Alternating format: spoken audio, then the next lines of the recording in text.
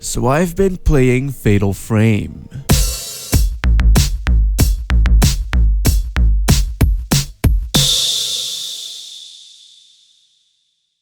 You know, when I heard the news that Fatal Frame 5 was being localized for the Wii U, I was all like...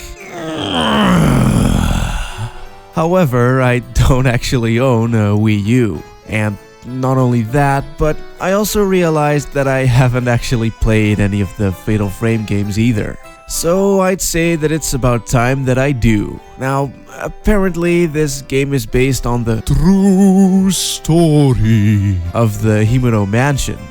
Or, well, the game claims that it's a true story, but it's really just an urban legend. Which is probably just made up by the developers anyway. The legend tells the tale of a mansion lying just beside the outskirts of Tokyo, Japan.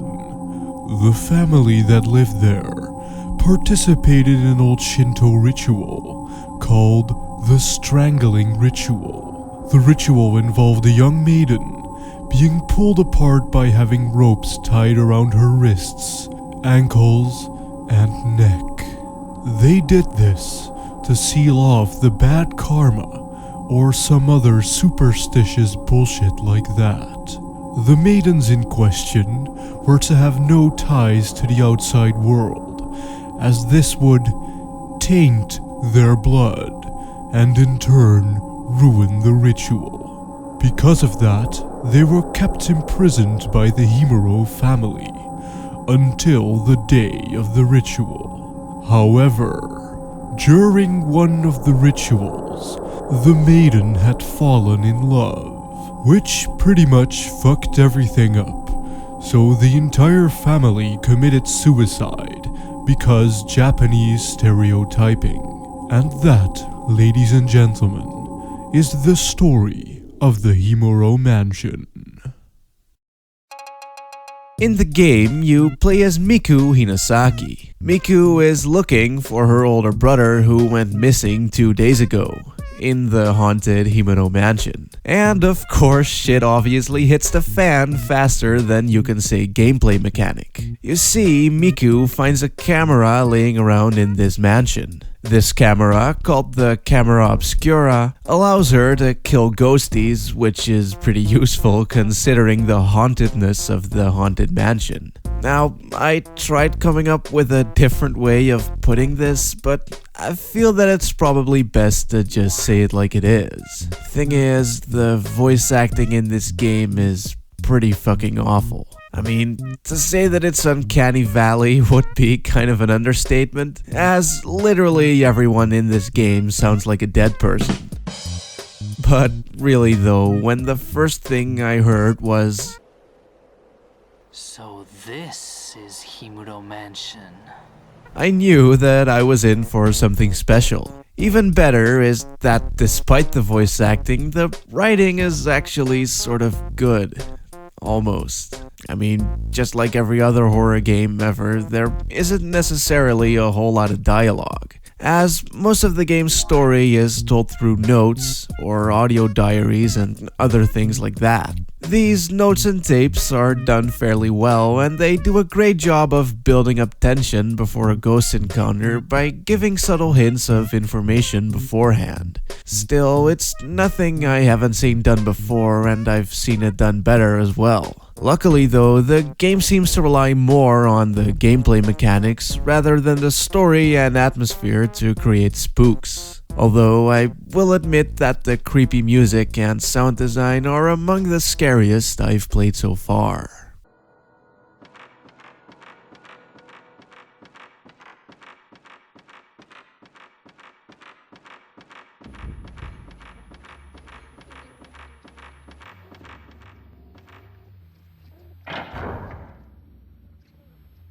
Now, when I play Resident Evil, I'm not necessarily scared. Sure, it's tense as all dicks, but it's not like I'm on the edge of my seat about to shit myself. This game, however, most definitely spooked me quite a bit, not only because of how tense the atmosphere is, but also because of the mechanics and how they make you face that which scares you.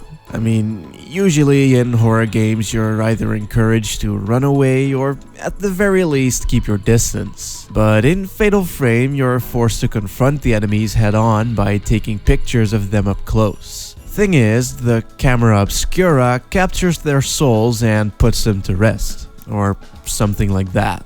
But of course, it wouldn't be a video game if the camera didn't come with its own set of limitations and perks. I mean, it's not like Miku pulls a dead out and uses her phone to kill the ghosties because smartphones can exorcise demons nowadays. No, the camera obscura is proper analog-like, so it still uses film, aka ammo. And as game design would have it, there are, of course, different types of films, all with their own unique powers, which is mostly just being a bit better than the film you had before. Now, to my surprise, I found that the camera is also upgradable. I'll get into this with a bit more detail later on, but when you kill ghosts, you're rewarded with spirit points. These points can be spent on upgrades. Much like the guns in RE4, these upgrades include things like reload speed, aka shutter speed, the amount of damage a single hit does, or the range of the camera's ghost detection thing. And apart from that, there's also a couple of abilities that can be unlocked with the spirit points as well. These abilities include things like knockback and paralyze and can be used when you're in a tight spot. But despite all the fancy camera stuff, the game still mostly functions as a generic survival horror game. So you walk around in a spooky environment with locked doors, puzzles, various items and notes, and in this case, ghosts. However, in terms of controls, the game does one thing differently than its relatives, as it ditches the tank controls, which would have been fine if it weren't for the fact that it keeps the cinematic camera angles. I mean, I fucking love the kind of stuff the Silent Hill games and the Resident Evils did with their cameras, and I like that it can either hide or highlight certain things in a clever way. The problem is that without the tank controls, it can get a bit awkward to control, because every time the camera angle changes, you need to reposition your finger on the analog stick as the forward direction changes also. So quite often, you'll end up turning towards doors you just came through, or find yourself awkwardly walking up and down stairs like an idiot. It looks stupid, it plays poorly, and quite frankly, I think the only reason they did it is because other survival horror games were getting flack for the tank controls at the time by people who really didn't know what the fuck they were on about. And I mean, yeah, the control scheme was definitely out of place in certain titles that were more action-driven, but in straight-up, slow-moving survival horror, I don't see how tank controls could possibly be a bad thing. Well, other than that it's something you're going to have to get used to for the first hour or so. Now, in terms of puzzles, the game is fairly straightforward. The camera obscura can reveal hints on item locations in certain areas highlighted by sound and a glowing light in the corner, and most puzzles are logic-based and not too hard to solve when you get the idea behind it. I personally don't really mind at all, as I mostly play these kinds of games for the atmosphere and story, but if you're looking for Silent Hill-like mindfuckery like the puzzle with the nooses, then you won't find it here. Anyway, as I was playing the game, walking around, looking for the locations shown in the pictures and killing ghosts like a total badass, I kinda had this silly little revelation, if you will. Thing is, I don't know if this was the developer's intention or not, but I almost felt like I was playing an arcade game rather than a butt-clenching survival horror game. And yeah, the game is creepy, but if you exclude the puzzles and the scary music, you'll be left with what is essentially a light gun game. I mean, you get all of these points flying across the screen coupled with the standard motivational text saying things like "Zero shot." And it even started to feel a little bit addictive in the latter half of the game. And while I was having a lot of fun taking down all of these ectoplasmic motherfuckers, it also took away from the actual horror quite a bit.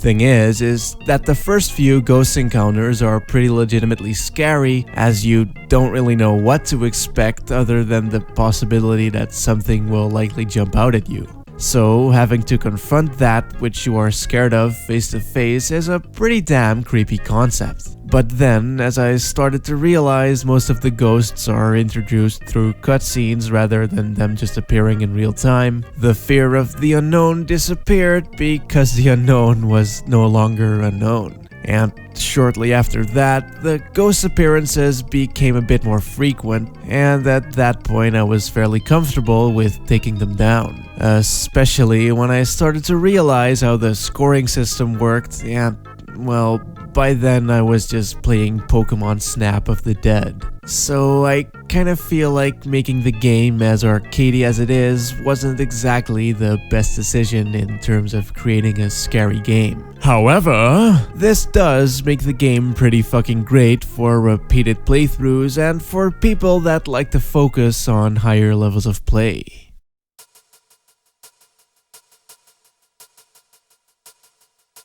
Thing is, when you're playing through the game casually on your first run, you may notice that the point-to-cost ratio seems a bit off in terms of the upgrade system.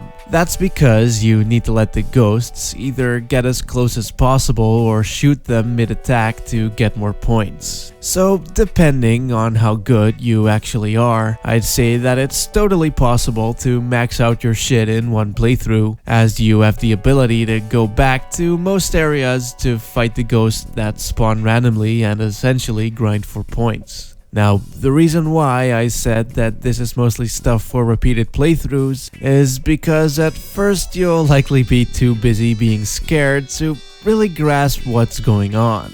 I mean, I sure as hell was, and because of that, I wasn't really able to fondle the upgrade system as much as I wanted to. Luckily though, you don't really need to get good if you just want to play through the game for the creepy atmosphere. Anyway, despite that the game lost its edge for me after the first 2 or 3 hours, it's hard for me to deny how many clever ideas there are in place to really create something scary.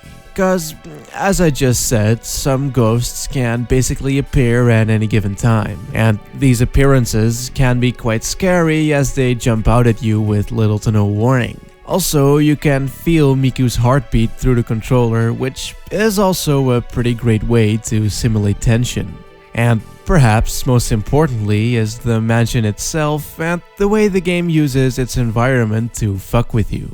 I mean, things like the ropes hanging from the ceiling that'll randomly lash out at you every once in a while, or your own reflection in the countless mirrors placed around the place, and not to mention all of those creepy fucking dolls. It's all quite effectively scary stuff in my opinion, and it also tells you a lot more about the mansion's history without really resorting to needless exposition dumps.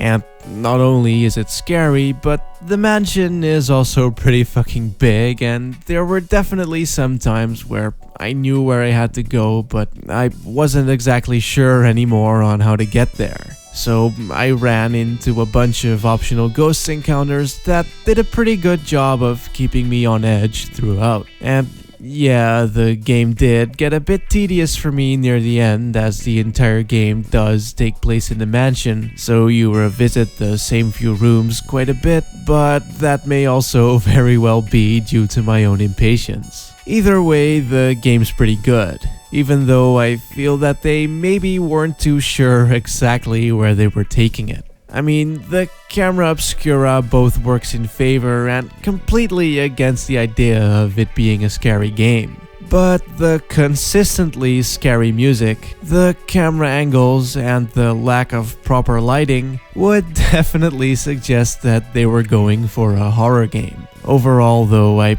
really enjoyed it quite a bit, and I can totally see myself replaying it a couple of years from now.